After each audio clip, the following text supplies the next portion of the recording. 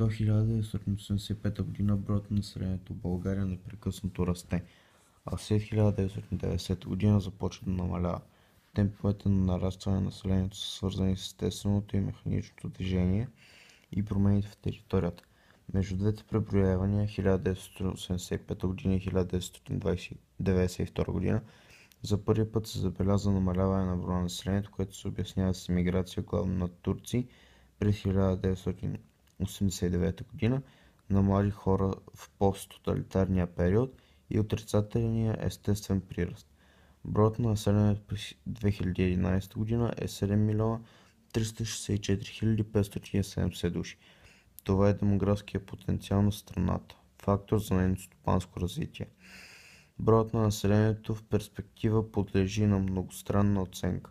По данни на НСИ се наблюдава устойчива тенденция към намаляване броят на населението.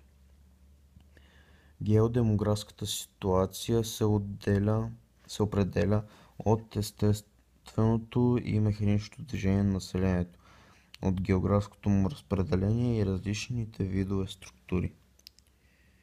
Естественото движение на населението отразява измененията в раждаемостта, смъртността и естествения прираст.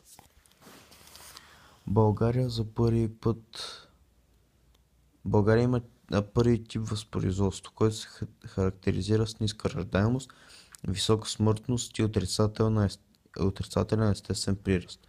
Ниската раждаемост при този тип възпроизводство се дължи на различни причини – биологични, късни бракове и други, икономически, трудности на прехода към пазарната икономика, социални, голямата професионална ангажираност на жените и други.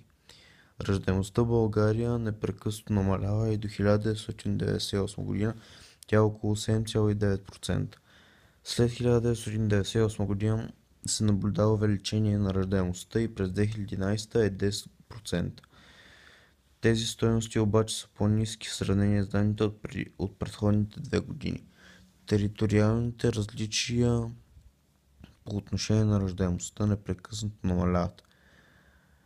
По-висока тя е в районите с специализирано земеделие. В Кърджалийско, по долините на реките Струма, Места и в източна Стара планина, където е свързана с запазени традиции за многодетство и споминъка в столицата и в някои областни градове – Сливен, Варна, град София, където е свързана с урбанизационните процеси. Високата смъртност през 2011 година, която е 14,6%, се дължи на демографски и икономически причини. Влошена възрастова структура на населението, затруднения в медицинското обслужване, спад в жизненото равнище и в резултат на болести, свързани с влошените екологични условия, несигурността и психическите натоварвания.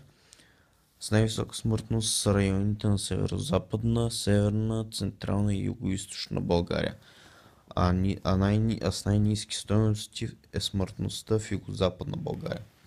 Резултат от ниската раждаемост и висока смъртност е отрицателния естествен прираст. От 1990 година в България е с отрицателен естествен прираст минус 7%. В селата този показател е отрицателен още от 1975 година, а в градовете от 1994. Възникналата ситуация се определя като демографска криза. От 1998 година естественият прираст се увеличава, като достига минус 4,6% през 2010. Ниската раждаемост, високата смъртност и отрицателният естествен прираст на населението са процеси, които се отразяват негативно върху динамиката и характера на възпроизводство на населението, в резултат на което се стига до депопулация на цели райони на страната, Северозападна България, Стара планина и други. Демографската политика е система на законодателни, икономически и социални мерки на държавата, насочени към регулиране на възпроизводството на населението и преди всичко на раждаемостта. Демографската ситуация в дадена страна определя и конкретните цели на демографската политика. В нашата страна тя е насочена към насърчаване на раждаемостта чрез осигуряване на платен отпуск на майката, детски надбавки, безплатни лекарства за децата и бременните, откриване на кабинети за семейно планиране, борба с стерилитета, предбрачни и брачни консултации. Сега обаче по-голямо внимание трябва да се обърне на намаляването на смъртността и особено на детската смъртност. Механичните движения, миграциите, също се отразяват на броя на населението. Характерни в тази връзка са масовите изселвания на турци по политически причини и на българи по икономически причини. В резултат на това се стига до демографски срив. Внезапна загуба на около половин милион души от населението за периода 1989-1992.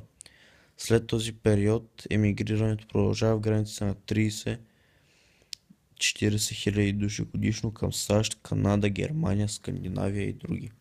През 2011 година в страната са се заселили 3518 души, а са я напуснали 27 708 души. Изселват се предимно млади хора, което се отразява неблагоприятно върху възпроизводителните процеси. При общата тенденция на застаряване на населението намалява и работната сила, в повечето случаи квалифицирана. Промяната на политическите и социално-икономическите условия в България довежда до изменения на интензитета и характера на вътрешните миграции.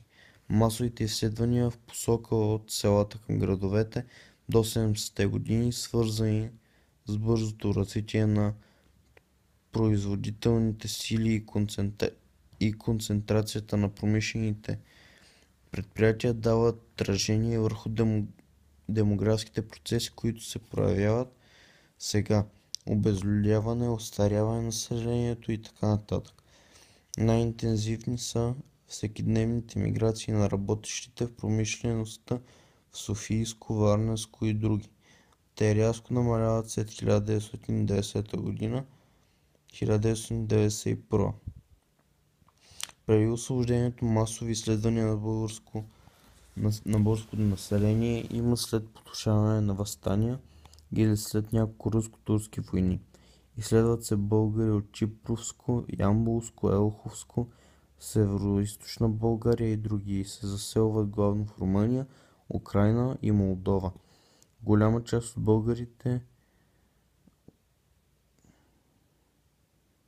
българите градинари също остават да живеят в Унгария, Австрия и Словакия.